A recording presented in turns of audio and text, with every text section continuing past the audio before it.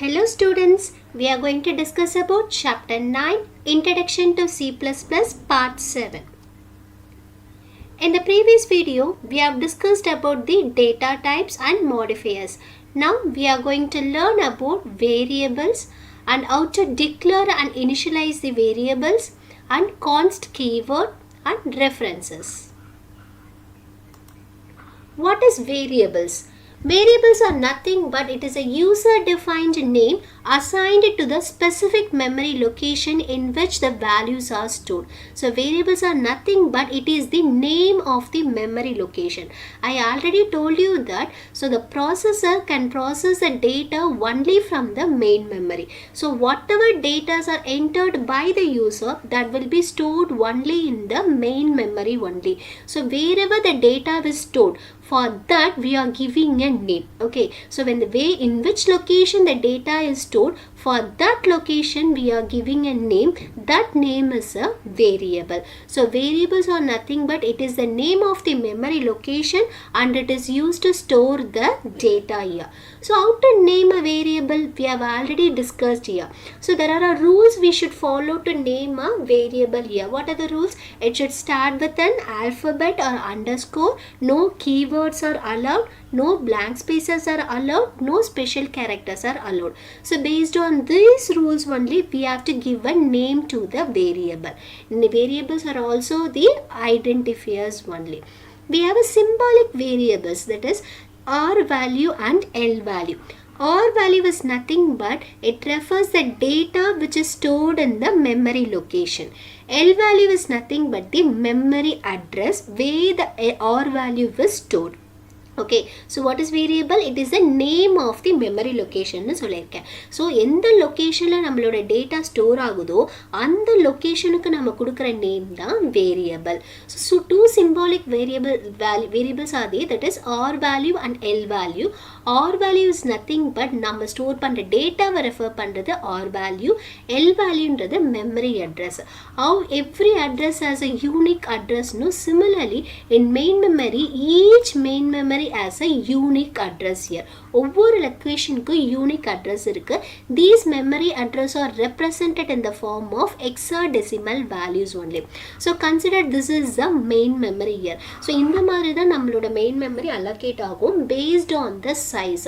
இப்போ நம்ம GBs, MBsல வந்து நம்மளோட RAM size இருக்கும் இல்லையா? So அது வந்து 0ல இருந்து இந்த RAM size end வரைக்கும் நமக்கு ஒவ்வொரு பைட்டுக்கும் ஒவ்வொரு address நமக்கு இருக்கும். Okay. So when you are creating any variable, for example num2, num1 and 2 variables நம்ம create பண்ணிருக்கோம். இது ரெண்டுமே variable name. நம்ம என்ன value store பண்றோமோ அந்த value தான் வந்து R value. ஓகேங்களா? So நம்ம store பண்ற value, the value which is stored in the memory location is the R value. The address of that value is called as the L value, that is memory address here. So நம்மளோட ரெஃபரன்ஸ்க்காக தான் இந்த variable name நம்ம use பண்றோம். இப்போ இந்த 65 value எந்த memory locationல store ஆகுதோ அந்த memory locationக்கு இந்த num1 variable name நம்ம கொடுத்துருவோம். So variable is name of the memory location and it is also used to store the data. Then declaration of variable. The important thing is declaring a variable. So this also we have discussed in the previous video. So all the variables should be declared before it is used in the program here. So நம்ம எப்படி travel பண்றதுக்கு முன்னாடி we are reserving the seats for travel, no? Similarly நம்ம ஒரு main memory use பண்றதுக்கு முன்னாடி we are declaring, we are reserving the memory space for the particular variable here. So அது எப்படி நம்ம reserve பண்ணுவோம்னா based on the declaration of variable only. In the declaration we have to give the data type and variable name. So this declaration statement declares to the compiler that I am going to use this type of variable. These are the name of the variable. அப்படினு சொல்றது தான் the declaration statement. So based on this only the compiler allocate a memory space for the particular variable. So என்ன data type நம்ம இங்க கொடுத்திருக்கோமோ based on that data type தான் நமக்கு bytes allocate ஆகும். See for example, int num1 num2 sum இருக்கு. So what is the memory size for the int? நம்ம turbo C++ல பாத்தீங்கன்னா int ஓட size வந்து 2 bytes. இதுவே dev C++ல 4 bytes. So now we are using which compiler now? dev C++ தான். So அப்ப integerக்கு எவ்வளவு bytes நமக்கு alert ஆகும்? 4 bytes alert ஆகும். So num1ன்ற variable நம்ம create பண்றோம்னா num1க்கு 4 bytes alert ஆகும், num2க்கு 4 bytes, sumக்கு 4 bytes. So for each variable the separate memory size will be allotted here. So நம்ம அந்த வேரியபிளை யூஸ் பண்றதுக்கு முன்னாடியே அந்த வேரியபிளுக்கு தேவையான ஸ்பேஸை நம்ம மெமரியில அலோகேட் பண்றோம். அதை யார் அலோகேட் பண்ணுவா? கம்பைலர் அலோகேட் பண்ணுவாங்க. ஸோ அதனால தான் நம்ம டிக்ளரேஷன் ஸ்டேட்மெண்ட் வந்து கொடுக்குறோம். That statement instructs the compiler to allocate the memory as per the data type here. So in the declaration statement you can declare a single variable or you can declare the multiple variable at the same time also. So when you are going to declare the multiple variable which belongs to the same type now, you can separate it with the comma over here. So நம்ம create பண்ற num1 num2 sum எல்லாமே integer value இருந்ததுன்னா you can declare in the same line with the help of separator, that is comma separator use பண்ணிட்டு we can declare it. Okay, so when you declare, what will happen? So num2 க்கு separator 4 bytes will be allotted for the num2, for num1 separate 4 bytes will be allotted here. ஏன் நமக்கு 4 bytes allot ஆகுது? Because the size of int data type is 4. Do you understand that? So நம்ம last videoல வந்து ஒவ்வொரு data typeக்கு எவ்வளவு bytes allot ஆகும்ன்றது பார்த்தோம். So அதுதான் variableக்கு allot பண்ற memory size. Then if you declare a variable without any initial value, so நம்ம declare பண்ணும்போது எந்த ஒரு initial value நம்ம mention பண்ணலனா, so by default memory space is allocated with the some unknown value. Okay, so memory space அந்த வேரியபிள்க்கு allocate ஆகிட்டு அந்த allocate ஆன மெமரியில் ஒரு unknown value ஏதாவது ஒரு junk வேல்யூவா எடுத்து ஸ்டோர் ஆகும். So that unknown value is called as a junk or garbage value here. So நம்ம வேரியபிளை டிக்ளேர் பண்ணுறோம், டிக்ளேர் பண்ணிவிட்டு அதில் நம்ம எந்த வேல்யூஸ்மே ஸ்டோர் பண்ணலை. ஸோ எந்த வேல்யூஸ்மே நம்ம ஸ்டோர் பண்ணலை, இனிஷியலைஸ் பண்ணலைன்னா டிஃபால்ட்டாக அதுவாக ஒரு வேல்யூவை எடுத்துக்கும். So that value is called as a junk value or garbage value. Okay, so shall we see the example now? See, இப்போ நான் வந்து இதை நான் எடுத்துடுறேன். ஓகேங்களா? So now as usual we know that no every C++ program should start with the header file and using namespace std int by. இந்த மூணு ஸ்டேட்மெண்ட்ல தான் நம்ம C++ program start பண்ணணும். Then main functionல இந்த C++ program starts to begin its execution. So open the curly brace. Here first statement should be the declaration of the variable. So first நம்ம program எழுதுறதா அந்த input process output இருக்கும். So நமக்கு என்ன input வேணுமோ அந்த inputோட values variableல தான் store பண்ணுவோம். So output result ஆகிற வேல்யூஸும் நம்ம வேரியபிள் தான் ஸ்டோர் பண்ணுவோம். ஸோ ஒரு ப்ரோக்ராம் எழுதுறதுக்கு முன்னாடியே அந்த ப்ரோக்ராம்க்கு என்னென்ன இன்புட் தேவை, என்னென்ன அவுட்புட் வேரியபிள்ஸ் தேவைன்றதை we have to decide it. After deciding that we have to decide the data type also. இது ரொம்ப ஈஸியான டாஸ்க் கிடையாது. So to define, that is to declare the data type for the variable, we have to think a lot. எந்த data type இந்த particular வேரியபிள்க்கு வேணுன்றதை we have to analyze and we have to do it. Okay, after analyzing everything only we have to declare the variable. So first statement we have to declare what are the variables we are going to use it in this program. Okay, so அந்த declaration statement கொடுத்த பிறகு தான் அந்த particular variable நம்மளால use பண்ண முடியும். இங்க நான் 2 variables டிக்ளேர் பண்ணிருக்கேன், num1 num2. 2 variables ஓட நேம் கொடுத்துட்டு these 2 variables are belongs to which data type? int data type. So இந்த ஸ்டேட்மெண்ட் கம்பைலர் கிட்ட என்ன சொல்லும்? num1 num2ன்ற ரெண்டு வேரியபிளும் integer variable. இந்த ரெண்டு வேரியபிளும் integer values மட்டும் தான் ஸ்டோர் பண்ணும். So allot memory space for these 2 variableன்றத நம்ம இந்த ஸ்டேட்மெண்ட் கம்பைலருக்கு இன்ஸ்ட்ரக்ட் பண்ணும். ஓகே, ஸோ இங்கே நான் எந்த வேல்யூஸுமே இங்கே அசைன் பண்ணலை, அசைன் பண்ணாமல் நான் டிஸ்பிளே பண்ணுறேன். So what is output statement? cout is the output statement. So value initialise பண்ணாமல் நான் அவுட்புட் பண்ணானா நமக்கு என்ன வேல்யூ வரும்? Junk value, unknown values will be displayed. Okay, how to run this program? When you give F11 என்ன ஆகும்? Compile ஆகி run ஆகும். ஸோ நமக்கு ப்ரோக்ராம் கம்பைல் ஆகுது. இஃப் there is any errorsனா எரர்ஸ் டிஸ்பிளே ஆகும். இஃப் there is no errorsனா output will be displayed here.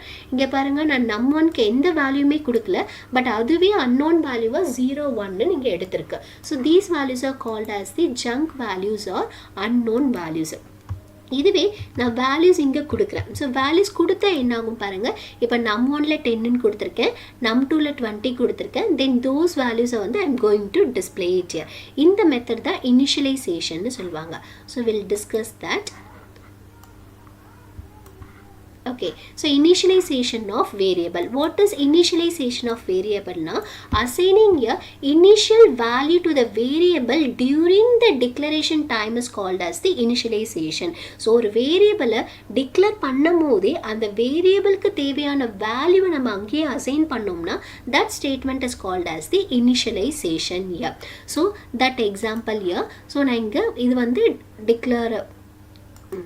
So இந்த ஸ்டேட்மெண்ட் பாருங்கள், ஒரு எக்ஸாம்பிள் கொடுத்துருக்காங்க, புக் எக்ஸாம்பிள் இட் இஸ். இங்கே பையோட வேல்யூ வந்து நான் இங்கே க்ரியேட் பண்ணுறேன். ஸோ க்ரியேட் பண்ணும் போதே, டிக்ளேர் பண்ணும் போதே, பையன்ற ஒரு வேரியபிளை டிக்ளேர் பண்ணும் போதே நான் அந்த பையோட வேல்யூவை நான் என்ன பண்ணியிருக்கேன், இனிஷியலைஸ் பண்ணியிருக்கேன். So give assigning a value to the variable during the declaration is called as the initialisation. ஸோ பைக்கு வேல்யூ இனிஷியலைஸ் பண்ணியிருக்கேன். தென் ரேடியஸ், ஐட்டு, சிஎஸ்ஏ இது எல்லாமே ஃப்ளோட் வேரியபிளாக இங்கே நான் க்ரியேட் பண்ணியிருக்கேன். Then after that I am going to find the curved surface area of a cylinder. So அதுக்கு நமக்கு என்னென்ன தேவை, we need a radius. So இங்கே பாருங்கள், ஒரு cout ஸ்டேட்மெண்ட் கொடுத்துட்டு அதுக்கு கீழே நான் cin ஸ்டேட்மெண்ட் கொடுத்துருக்கேன். cin ஸ்டேட்மெண்ட் எதுக்காக யூஸ் பண்ணுறோம், to get a value from the user, input from the user. யூசர்கிட்டேருந்து இன்புட் வாங்கணும்னா cin ஸ்டேட்மெண்ட். cout ஸ்டேட்மெண்ட் எதுக்கு, யூசருக்கு அவுட்புட் ப்ரொடியூஸ் பண்ணுறதுக்கு cout ஸ்டேட்மெண்ட். நான் வெறும் இங்கே cin ஸ்டேட்மெண்ட் மட்டும் கொடுத்தேன்னா பிளாங்காக அந்த பிளாங்க் ஸ்பேஸில் கர்சர் வந்து நிற்கும். எனக்கு என்ன வேல்யூ டைப் பண்ணணுன்றது எனக்கு தெரியாமல் போகும். ஓகேங்களா? ஸோ நம்மளோட ஐடென்டிஃபிகேஷன் பர்பஸ், லேபிளிங் பர்பஸ்க்காக தான் நம்ம ஒவ்வொரு இன்புட் ஸ்டேட்மெண்ட்டுக்கு முன்னாடி ஒரு cout ஸ்டேட்மெண்ட் கொடுக்குறோம். ஸோ இன்கேஸ் நான் இந்த cout ஸ்டேட்மெண்ட்டே கொடுக்கலன்னா என்ன ஆகுன்றதையும் நம்ம இங்கே பார்க்கலாம். ஓகேங்களா? ஸோ நான் ரேடியஸ் வேல்யூ வாங்குகிறேன், ஹைட் வேல்யூ வாங்குகிறேன். தென் நம்ம அதை கால்குலேட் பண்ணிவிட்டு we are displaying the value here. So calculate பண்ணிடுறோம். கால்குலேட் பண்ண பிறகு system CLS is nothing but clear screen. தென் நம்ம coutல டிஸ்பிளே பண்ணுறோம். coutல வந்து நம்ம டபுள் கொட்டேஷனில் என்ன கொடுக்குறோமோ அப்படியே ஆஸ் இட் இஸ் நமக்கு ஸ்க்ரீனில் டிஸ்பிளே ஆகும். If any text without a double quotation, that is a variable. அப்போ அந்த வேரியபிளில் என்ன வேல்யூ ஸ்டோர் ஆயிருக்கோ அந்த வேரியபிள் நமக்கு வேல்யூ வந்து நமக்கு டிஸ்பிளே ஆகும். ஸோ டபுள் கோட்ஸில் இருக்க எந்த கண்டென்ட்டாக இருந்தாலும் அப்படியே ஆஸ் இட் இஸ் நமக்கு ஸ்க்ரீனில் டிஸ்பிளே ஆகும். Shall we run and see that? So இங்கே பாருங்கள், ஒரு ரேடியஸ்க்கு மட்டும் நான் என்ன கொடுக்கல, இங்கே cout ஸ்டேட்மெண்ட் கொடுக்கல. அப்படி கொடுக்கலன்னா நமக்கு எம்டியாக வந்து கர்சர் மட்டும் பிளிங்க் ஆகிட்டே இருக்கும். அந்த டைமில் நமக்கு என்ன வேல்யூ டைப் பண்ணணுன்னே தெரியாது. Shall we see that? So I am just pressed F11 to compile. So பாருங்க, இங்கே curved surface area of a cylinder வந்துட்டு நம்மளோட cursor வந்து blink ஆகிட்டே இருக்கு. ஸோ நம்ம இப்போ என்ன பண்ணணுன்றது யூசருக்கே ஐடியா இருக்காது. ஸோ நம்ம ஆக்சுவலி என்ன வேல்யூ என்டர் பண்ணோம்னா ரேடியஸ் வேல்யூ என்டர் பண்ணோம். ஸோ இப்போ நான் ரேடியஸ் வேல்யூ என்டர் பண்ணிவிட்டு என்டர் கீ ப்ரெஸ் பண்ணுறேன். உடனே it asking to enter the height. இப்போ உங்களுக்கு டிஃப்ரென்ஸ் தெரிஞ்சிருக்கும். ஸோ ஒவ்வொரு இன்புட் ஸ்டேட்மெண்ட்டுக்கு முன்னாடியும் நம்ம ஒரு அவுட்புட் ஸ்டேட்மெண்ட் கொடுக்குறோம். சின்க்கு முன்னாடி cout ஸ்டேட்மெண்ட் எதுக்கு கொடுக்குறோம்னா நம்ம யூசருக்கு இன்ஸ்ட்ரக்ட் பண்ணுறோம், enter this kind of value, enter the value for particular variable அப்படின்னு சொன்னால் மட்டும்தான் user will come to know that. இப்போ என்டர் ஐட்டுன்னு தெரிஞ்ச உடனே we are entering the value for ஐட். ஆனால் இங்கே ப்ரீவியஸ் ஸ்டேட்மெண்ட்டில் 8 நமக்கு என்ன என்டர் பண்ணணுன்னே நமக்கு தெரியல. ஸோ அந்த பர்பஸ்க்காக தான் we are giving it. அது கொடுக்கலனாலும் we can able to run the program, but the user will be confused. நமக்கு என்ன வேல்யூ டைப் பண்ணணுன்றது நமக்கு தெரியாமே போயிடும். See பாருங்க, after entering the value we got the output here. Do you understand the concept here? So cout statement ஒரு இன்ஃபர்மேஷனுக்காக நம்ம அதை use பண்ணலாம். ஓகே, நான் அதை ரிமூவ் பண்ணிவிட்டு நான் ரன் பண்ணுறேன். Just save it and run. இப்போ பாருங்கள், அது என்டர் த ரேடியஸ்ன்னு கேட்கும். அப்போ will come to know that we have to enter the radius. Can you see the difference here? Previous அவுட்புட்டில் வெறும் பிளிங்க் ஆகிட்டே இருந்தது. பட் இங்கே வந்து we are getting an idea what value should be entered here. Do you understand this? So that is the initialization. So initialization means what? While during the declaration time, if you assign any value to the variable, that is called as the initialization. Dynamic initialization. What do you mean by dynamic initialization? During the execution of a time when the variable is initialized, that is called as the dynamic initialization. See, நம்ம initializationலே பார்த்தீங்கன்னா ஒரே ஸ்டேட்மெண்ட்ல நம்ம multiple இனிஷியலைசேஷனும் கொடுக்கலாம். எந்தெந்த variable நம்ம create பண்ணுறோமோ அந்த டைமில் நம்ம வேல்யூஸை அசைன் பண்ணிகிட்டே போகலாம். இது வந்து நார்மல் இனிஷியலைசேஷன். டைனமிக் இனிஷியலைசேஷன்னா நம்ம ப்ரோக்ராம் ரன் ஆகும் போது இனிஷியலைஸ் ஆகுறது தான் டைனமிக் இனிஷியலைசேஷன். ஃபார் எக்ஸாம்பிள், நம்ம ஒரு 2 நம்பர்ஸை வந்து நம்ம ஆட் பண்ண போகிறோம். ஆட் பண்ணிவிட்டு அதை நம்ம டிஸ்பிளே பண்ண போகிறோம். ஸோ இந்த கேசஸில் என்ன ஆகுதுன்றதை பார்க்கலாம். See here, we are opening that as usual header file namespace. We are declaring a variable here num1 num2. ஓகேங்களா? ஸோ இந்த டைனமிக் இனிஷியலைசேஷன் வந்து எப்போ டிக்ளேர் ஆகுதுன்னா during the run time of a program. So நமக்கு program run ஆகும் போது we are declaring the variable. Declare பண்ணிவிட்டு அந்த டிக்ளேர் பண்ண வேரியபிளுக்கு நம்ம என்ன பண்ணுறோம், இனிஷியலைசேஷன் பண்ணுறோம். That is called as a dynamic initialisation. So num1 num2ஓட வேல்யூவை நம்ம வாங்கிடுறோம் பிகினிங்கில். வாங்கிட்ட பிறகு நம்ம எக்ஸிக்யூட் பண்ணும்போது என்ன ஆகுது, இனிஷியலைஸ் பண்ணிவிட்டு இங்கே வேல்யூ நமக்கு அசைன் ஆகுது. ஸோ num1 num2ன்ற வேல்யூவை என்ன வேல்யூ நம்ம என்டர் பண்ணுறோமோ அந்த வேல்யூவை வந்து சம் கண்டுபிடிச்ச பிறகு that value will be stored in the sum variable here. So நம்ம ரன் ஆகிட்டு இருக்கும் போது இன்பிட்வீனில் it just initialising the value. ஓகேங்களா? அதனால தான் it is a dynamic initialisation. Shall we run this program and see the output now? So it is compiling now. So we have to enter the value. So okay, first value enter number 1. So I'm entering the value 10. Enter number 2, entering the value 20. இப்போ இந்த ரெண்டு value இப்போ பார்த்தீங்கன்னா ரன்னிங்கில் தான் இருக்குது, run டைமில் தான் இருக்குது. ஓகேங்களா? ரன் டைமில் தான் நான் இன்புட் வேல்யூஸ் என்டர் பண்ணிகிட்ருக்கேன். ஸோ இந்த டைமில் அவங்க என்ன பண்ண போகிறாங்க, சம்முன்ற ஒரு வேரியபிளை க்ரியேட் பண்ணிவிட்டு அங்கே ஆட் பண்ணிவிட்டு அந்த வேல்யூவை அசைன் பண்ணுறாங்க. ஸோ அப்போ சம்முன்ற வேல்யூ அங்கே என்னவா ஸ்டோர் ஆகிருக்கும், 30யாக ஸ்டோர் ஆகிருக்கும். அந்த 30உடைய ஆவரேஜ் எடுத்து தான் நம்ம இங்கே டிஸ்பிளே பண்ணியிருக்கோம். See this program. ஸோ இங்கே நம்ம 30 ஸ்டோர் ஆகிருக்கு. அந்த 30உடைய ஆவரேஜ் நம்ம இங்கே எடுத்திருக்கோம். 30/2 is 15. So average equal to 15 display ஆயிருக்கு. ஸோ பாருங்கள், சி அவுட் ஸ்டேட்மெண்ட்டில் டபுள் கொட்டேஷனில் நம்ம என்ன கொடுத்துருக்கோமோ அப்படியே நமக்கு ஆஸ் இட் இஸ் டிஸ்பிளே ஆகுது. இந்த ஸ்லாஷ் என்ன ஸ்லாஷ்ன்றது நியூ லைன் நம்ம ஆல்ரெடி படிச்சிருக்கோம் இல்லையா? இந்த ஸ்லாஷன் கொடுக்கலன்னா என்ன ஆகும்னா everything will come in the same line. Next லைனுக்கு நம்ம டிஸ்பிளே ஆகணும்னா we have to give the slash n here. So double கொட்டேஷனில் கொடுத்த எல்லாமே வந்து நமக்கு ஸ்க்ரீனில் டிஸ்பிளே ஆகும். If there is a no கொட்டேஷன்னா it performs the operations here. எந்த ஆப்ரேஷன்ஸும் பெர்ஃபார்ம் பண்ணலாம். இல்லை வேரியபிளாக இருந்தால் அந்த வேரியபிளுடைய value will be displayed here. Do you understood the concept? Then the next one is access modifier constant. We have studied modifiers, no? What do you mean by modifiers? Modifying the capacity of the existing data type is called as the modifiers. Access modifiers na just modifies or restrict the accessibility of a variable. That is called as the access modifiers here. So we have a one keyword, const keyword. The const keyword is nothing but which is used to declare the constant variable. So variable nale inna it keep on change its value. அதுதான் variable. So first numல 10 என்ற ஒரு value இருக்கும். அந்த நம்மோட நான் ஒரு operation பண்ணும்போது ஆட்டோமேட்டிக்காக அந்த வேல்யூ என்ன ஆகும், சேஞ்ச் ஆகும். நம் ப்ளஸ் 10 கொடுத்தோன்னா ஆட்டோமேட்டிக்காக நம்முடைய வேல்யூ 20 சேஞ்ச் ஆகும். பட் இதுவே கான்ஸ்டண்ட்டாக இருந்ததுன்னா it remains constant. It never change its value during the execution of a program. So program execute ஆகும் போது கான்ஸ்ட் வேரியபிள் மட்டும் சேஞ்சே ஆகாது. It keep the same value throughout the program here. So shall we see the example for the constant here? So this is an example here. So நம்ம நார்மலாக ஒரு variable create பண்ணுறதா இருந்தால் data டைப்பும் variable name அதோடைய value initialise பண்ணுவோம். அப்போ அந்த variable value கொடுத்த பிறகு நம்ம என்ன அதில் அடிஷன் பண்ணுறோமோ சப்ட்ராக்ஷன் பண்ண அந்த வேரியபிளுடைய வேல்யூ என்ன, it keep on change. Okay, அது வேரியபிள். இதுவே அந்த வேரியபிள் டேட்டா டைப்புக்கு முன்னாடி நான் கான்ஸ்டன்ட்னு கொடுத்துட்டேன்னா இந்த நம் பிகம்ஸ் அ கான்ஸ்டன்ட். ஸோ நம்மோட வேல்யூ 100 தான் இருக்கும். த்ரூ அவுட் த ப்ரோக்ராம் த நம் value is 100. You cannot make any modification in the num. So that is the access modifier. So இங்க என்ன பண்ணுது, access modifiers வந்து restrict the access of the variable. இந்த variable நம்ம access பண்ணிட்டு we cannot change the value here. அந்த restriction தான் access modifier னு சொல்றோம். So அப்ப இங்க நம்மோட வேல்யூ வந்து என்னவா இருக்கும், throughout the program 100 ஆ தான் இருக்கும். இப்போ நான் first நம்மோட வேல்யூவை டிஸ்ப்ளே பண்ணியிருக்கேன். தென் நெக்ஸ்ட் ஸ்டேட்மெண்ட்ல வந்து num equal to num plus 1 ன்னு கொடுக்குறேன்.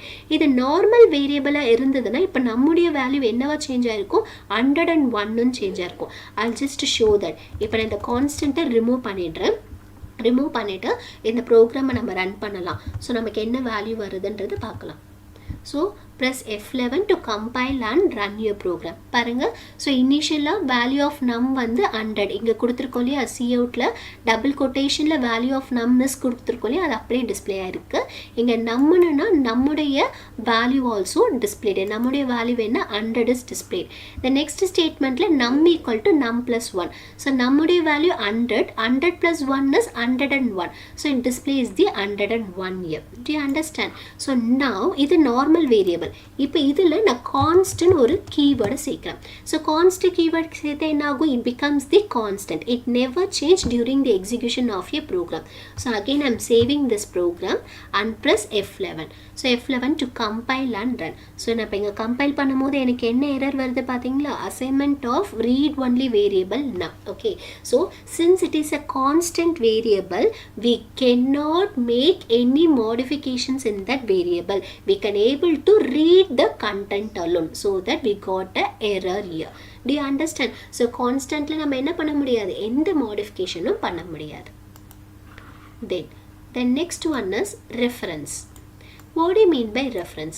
Reference is nothing but giving the alias name for the predefined variable, that is previously defined variable, that is called as a reference here. So நம்ம எல்லாருக்குமே வந்து வெளியில் ஒரு name இருக்கும், வீட்டில் ஒரு பெட் நேம் வச்சுருப்போம் இல்லையா, அதே மாதிரி தான் அந்த பெட் நேமும் அந்த வெளியில் யூஸ் பண்ணுற நேமும் refers the same person only.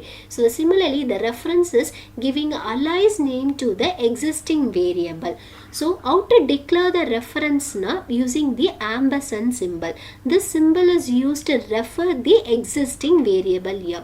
So this is a syntax for the reference variable type, that is a data type, ampersand symbol, reference variable equal to original variable here.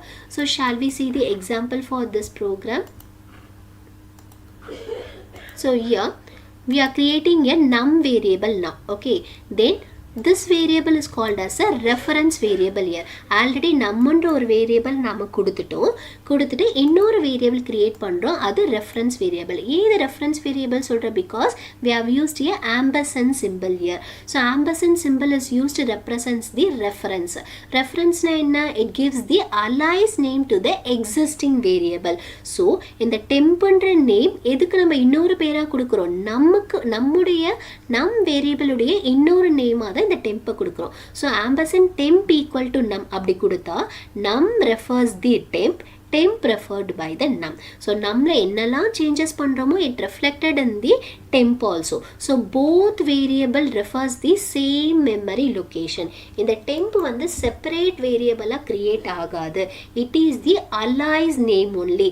நமக்கு எங்க memory location allot ஆயிருக்கோ அதே memory location தான் tempுக்கும் allot ஆயிருக்கும், because நம்ம temp வந்து ஒன்று தான். both variable name refers the same memory location தான். ஸோ நீங்கள் நம்மள வேல்யூஸ் சேஞ்ச் பண்ணாலும் இட் ரெஃபர்ஸ் தி டெம்ப் தான், டெம்பில் வேல்யூ சேஞ்ச் பண்ணாலும் இட் ரெஃபர்ஸ் தி நம் தான். ஸோ சில பேருக்கு வீட்டில் பெட் நேம் இருக்குன்னு சொன்னேன்ல, ஸோ அம்மா வந்து பெட் நேம் வச்சு கால் பண்ணுவாங்க, டீச்சர்ஸ் வந்து உங்களோட ஒரிஜினல் நேம் வச்சு கால் பண்ணுவாங்க.